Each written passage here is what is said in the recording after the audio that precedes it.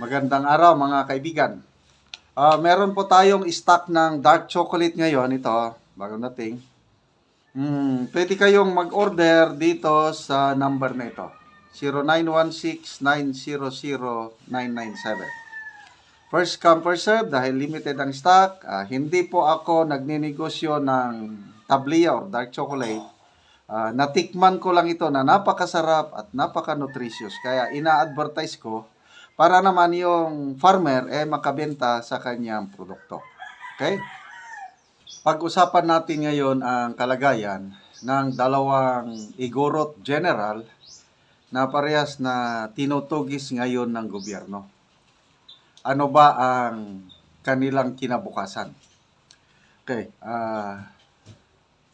Ngayong umaga, may nag-message sa akin na isa kong subscriber. Ilocana siya, taga Ilocos Norte. Sabi niya, Sir, pahingi ng link sa video ni General Domingo, Sir. Kasi na-vlog ko ito kahapon. Merong video na pinalabas ng UNTV na nagsasalita si General Domingo. Ngayon, nagtatago na. Nagpapaliwanag siya bakit siya nagtatago. So sabi ng subscriber ko, grabe naman ang nangyayari sa ating mga mabubuting general. So itong subscriber na ito, tingin niya isang mabuting tao si General Domingo. Kaya ipinadala ko yung link. Nung kasagsagan ng hearing tungkol sa yung nahuli na 990 kilograms na bawal na gamot na ang sentro sa insidente yung si Police Master Sergeant Mayo. So nagkaroon ng hearing. Nako, yung mga nabasa kong comments, maraming nagsasabi na itong si General Domingo nagsasabi lang ng totoo at mga comments na nababasa ko matino itong general na ito. Then may tumawag sa akin na isang Igorot nakatira na sa Bukidnon, matagal na siya dito. Sinabi niya sa akin na kilala ko yan, sir, sabi, si General Domingo. Ilang beses ko na yang nakausap, nakasama. Ano yan? Matinong tao yan, sabi ng kaibigan kong Igorot na taga Bukidnon, dito na nakatira. Okay, so ako naman, hindi ko nakasama si General Domingo. First time ko lang siyang marinig nung sumabog yung issue tungkol sa yung kay Mayo nahuling bawal na gamot. Nung pinapanood ko yung buong hearing, ako, personal na analysis ko lang ito is biktima si General Domingo ng kanyang mga tao, niloko siya ng kanyang mga tao. Sinindikato siya. Yan ang tingin ko. So, ayun, nung sinampahan sila ng reklamo, 29 sila lahat, dalawang general ang sinampahan ng reklamo. Lieutenant General Benamin Santos, ito, Police Brigadier General Narciso Domingo, and 27 others, yun, nilabasan na sila ng warrant of arrest ng korte. Kaya ito, nagtago na si General Domingo. Sabi niya, ayokong magpakulong, ayokong matulad kay Dilima. Ganon ang kanyang statement. Kasi giniigit niya sa kanyang video na sila ang nakahuli sa bakit siya ang kasuhan. So, ito na ngayon, dalawa na silang Igorot General na nagtatago. Okay, so ito, magbasa ako sa mga comments yung vlog ko kahapon. Sabi dito, walang hiya, sabi ni Netaw Sina. Walang hiya talaga ang gobyerno ngayon. Wait ka lang, malapit na. Rowena Martir. My God, bumalik na ang mga Scalawags. We need President Duterte now. Ito si Ray Boho. General Domingo, huwag kanang umasang makamtan mo ang isang patas na hustisya sa administrasyong ito. Leia, sabi niya, magtago ka muna, Sir Domingo. Huwag ka magtiwala sa administrasyon ngayon. Mas safe ka, walang hustisya ngayon. Nakita nyo, ginawa sa KOJC noon.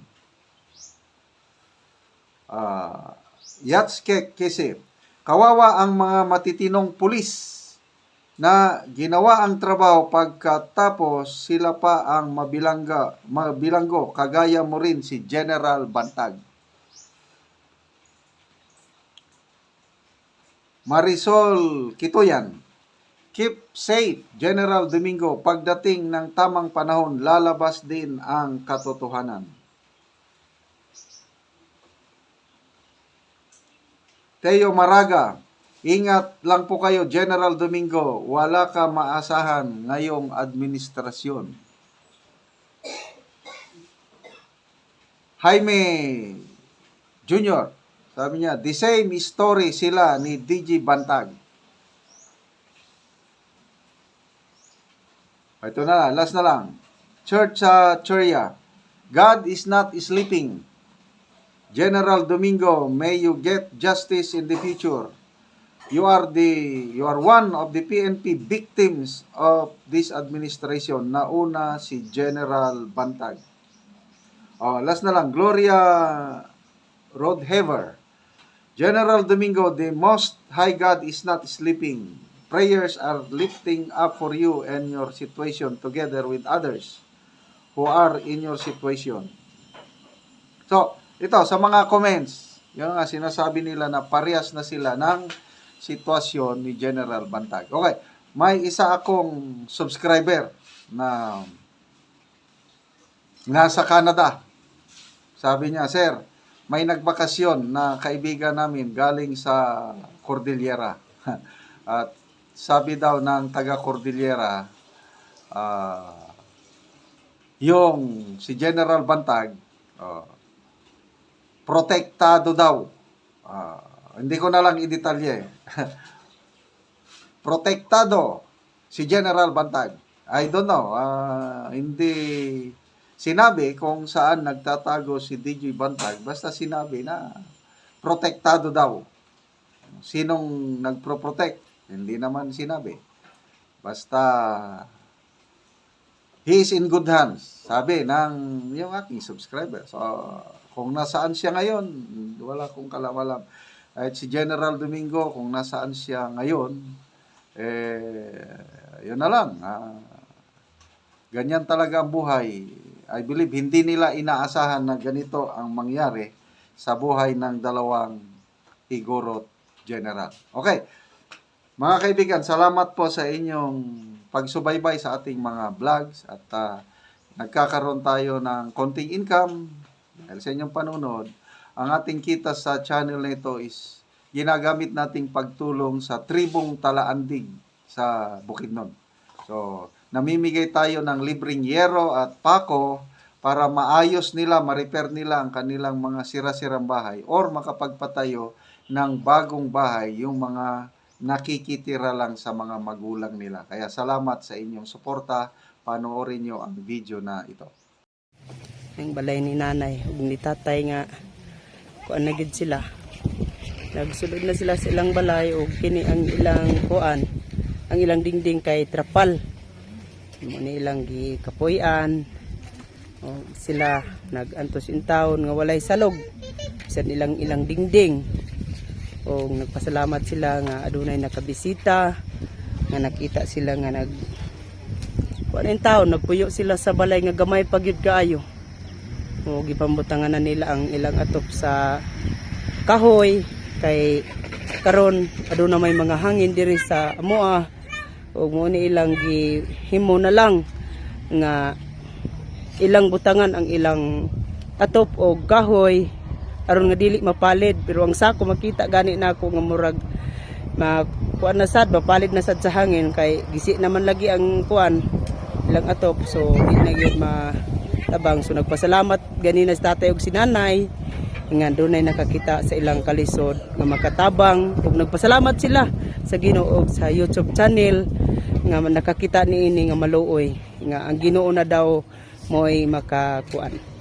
Wala pa day mo tatay na niud to. Wala pa gyud mo na niud to ba? Oo. Oo. Pila na gani tatay ang imong edad? Wala. 60 na. 60 na. Oo. So si nanay 66. 66 na. Oo. Oo, kanang bata mo na inyong apo. So, mo na ni. Ay. Mo na ni po. Kung gabi tatay, tugnaw gid kayo kayo man mo dinding. Tugnaw lagi tayo. Ay, mo gid ba? Wala gyud. Tugnaw kayo. Di na mo mayong di na mayong atong tulog kay tungod sa tugnaw. Oo, di na mayong tulog tungod sa katugnaw. Ba na tayo ang kuan. Pagdingding ang mga tropal. Uslot na. Oo. Wala gyud. Oo. Lagi. Masalamat gid ni sa Ginoo nga. Bali Dunay naka dunay nagkalagtaw sa amo nga lugar. Oo. Tabangan ni sa among kansul. Oo, sige. Tatay, sige, salamat tatay. Sige, salamat kayo. Oo, sige.